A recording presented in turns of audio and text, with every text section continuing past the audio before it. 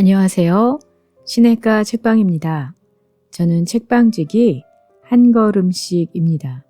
오늘은 지난 시간에 이어 C.S. 루스의 순전한 기독교 중에서 2부 그리스도인은 무엇을 믿는가를 정리해 드리도록 하겠습니다. 2부 그리스도인은 무엇을 믿는가?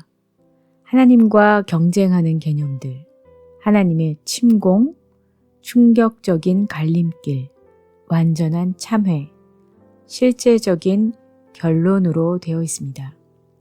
하나님과 경쟁하는 개념들로는 범신론과 무신론이 있습니다.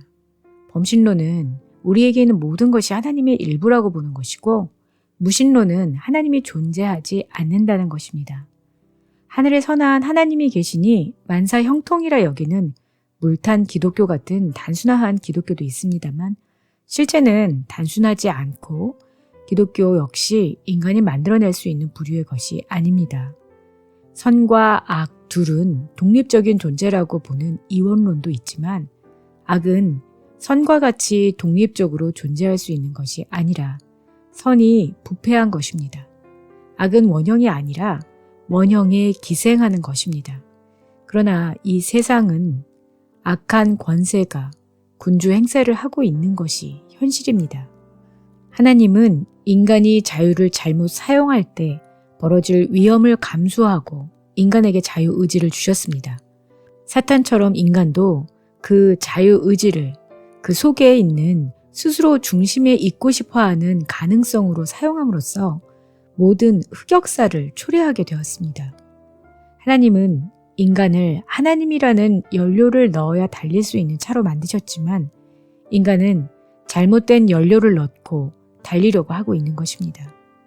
그런데 하나님은 이런 인간에게 양심을 주셔서 분별력을 주시고 좋은 꿈을, 즉 죽었다가 다시 살아나 어떤 식으로든 인간에게 새 생명을 주는 신에 대한 이야기를 주셨고, 한 민족을 통해 자신을 계시하셨습니다.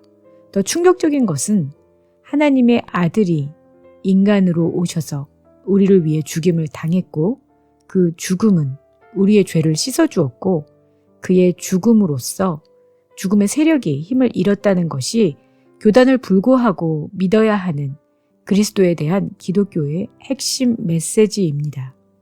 인간이 빠져있는 공경은 스스로 독립적인 위치에 서려고 한 것, 스스로 자기의 주인인 양 행세하려 한 것입니다.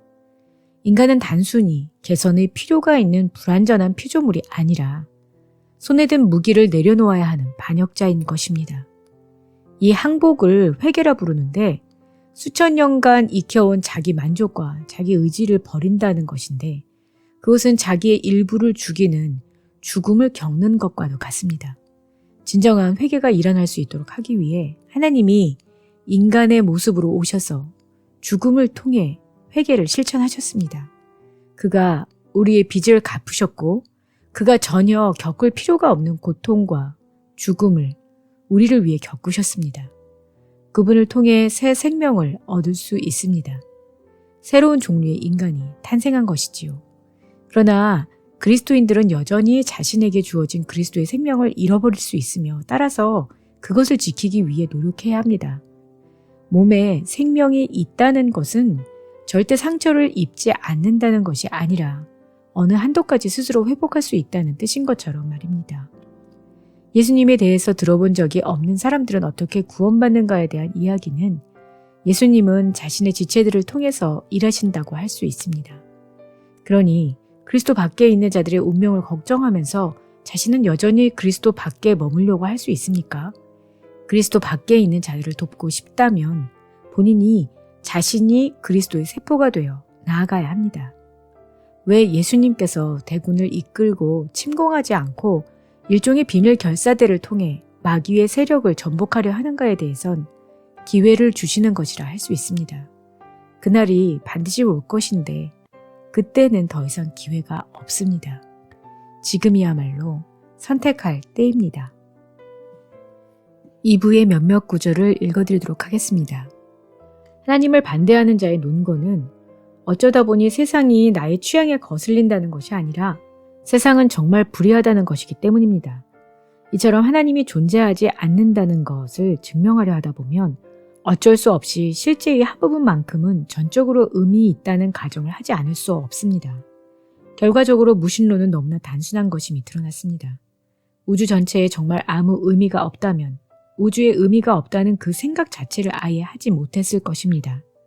우주에 빛이 없고 따라서 눈을 가진 생물도 없다면 우주가 어둡다는 사실 자체를 알 수 없는 것처럼 말이지요.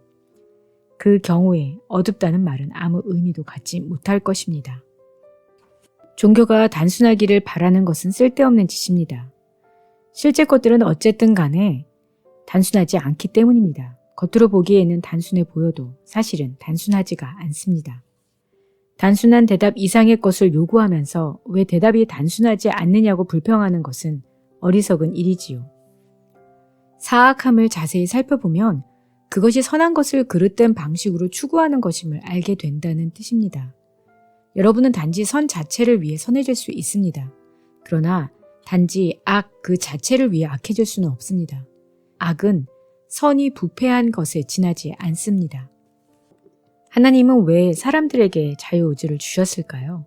악을 가능케 하는 것도 자유의지지만 사랑이나 선이나 기쁨의 가치를 부여하는 유일한 것 또한 자유의지이기 때문입니다. 자동 기계의 세계는 창조할 가치가 없습니다.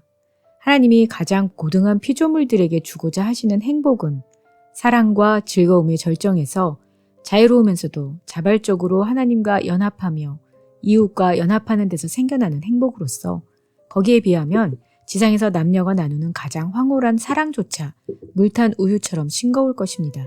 바로 이런 행복을 누리기 위해 인간은 자유로워야 하는 것입니다.